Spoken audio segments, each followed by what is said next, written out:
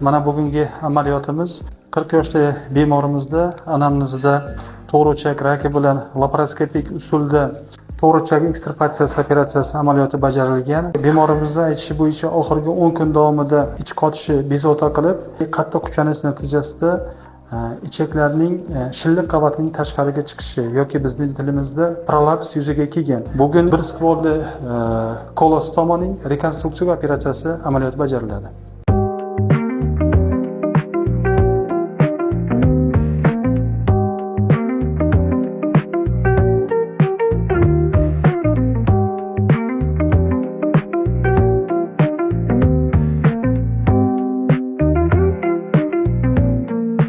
Azizlar, mana amaliyotimizni tugatdik.